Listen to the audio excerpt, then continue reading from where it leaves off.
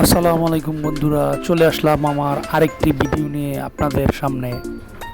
তো আমার আজকের এই ভিডিওতে কিছু তথ্য থাকবে আপনাদের জন্য। সেটা হচ্ছে, আমরা যারা পাহাড়ে ভ্রমণ করি বা ট্যুরে যাই বাইক নিয়ে, কিছু কিছু বিষয় আমাদেরকে মাথায় রেখে বাইক চালাতে হয়। পাহাড়ের মধ্যে যদি ট্যুরে যাই তাহলে কোনো সমস্যা হবে না আশা করি। প্রথমত, পাহাড় হচ্ছে উঁচু নিচু, খাড়া এবং ঢালু।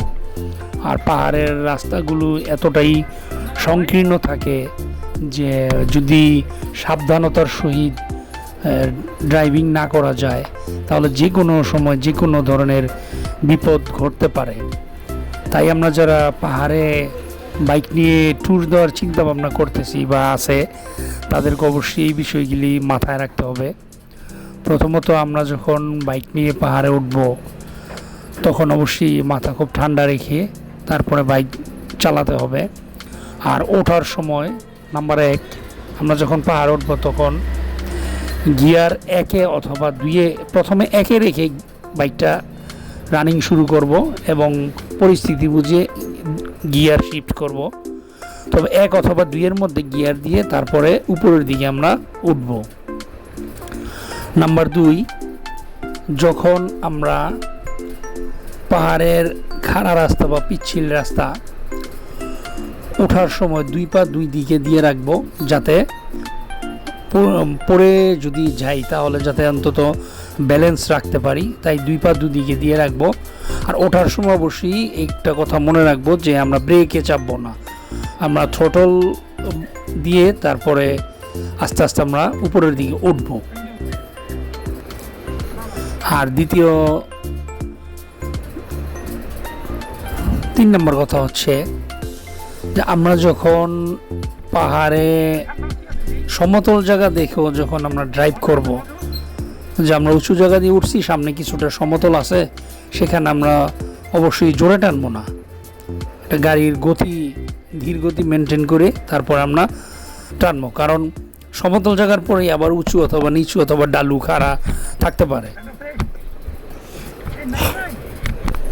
4 নম্বর হচ্ছে, আমরা যখন পাহাড় থেকে নিচের দিকে নামবো, ঢালু জায়গা দিয়ে যখন আমরা নিচের দিকে নামবো তখন আমরা গাড়ি অবশ্যই গিয়ারে রাখবো। গিয়ারে রেখে তারপরে আস্তে আস্তে নিচের দিকে নামতে শুরু করব। ওই সময় আমরা ভুলেও ক্লাচ চাপবো না, কারণ ক্লাচ চাপলে কিন্তু গাড়িটা একদম ফ্রি হয়ে যায়।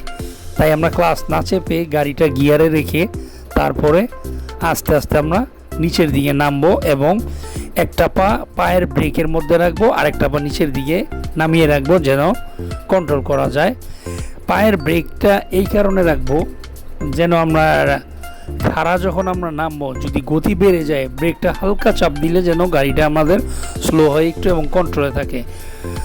5 নম্বর হচ্ছে, সামনের ব্রেক আমরা ভুলেও ধরবো না, কারণ আপনি যখন খাড়া পাহাড় থেকে নামতে যাবেন, যদি আপনি সামনের চাকার ব্রেক চাপেন তাহলে আপনার গাড়ি যে কোনো সময় পড়ে যেতে পারেন।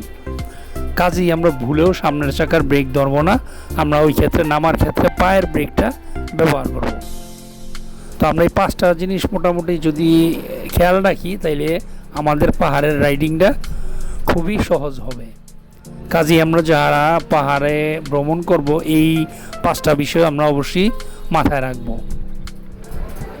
আর সবচেয়ে গুরুত্বপূর্ণ কথা হচ্ছে যে ভয় পাওয়া যাবে না, কোনোভাবেই ভয় পাওয়া যাবে না। ভয়ের কোনো কারণ নাই, কারণ আপনি যদি মন থেকে আগেই ভয় পেয়ে যান তাহলে অবশ্যই দেখবেন আপনি ঠিকমতো ড্রাইভ করতে পারবেন না। কাজেই ভয় পাওয়া যাবে না, ভয়কে জয় করেই সামনের দিকে এগিয়ে যেতে হবে।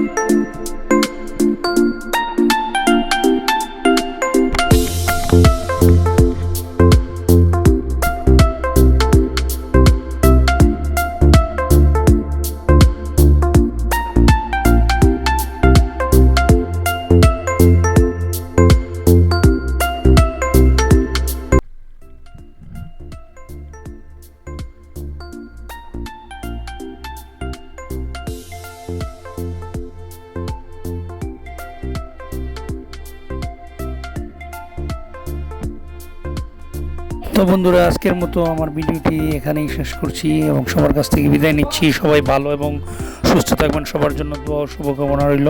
আর বন্ধুরা, যারা আমার চ্যানেলটিকে এখনও সাবস্ক্রাইব করেন নাই, অবশ্যই আপনারা সাবস্ক্রাইব করে দিয়ে আমাদের একজন সদস্য হয়ে যাবেন।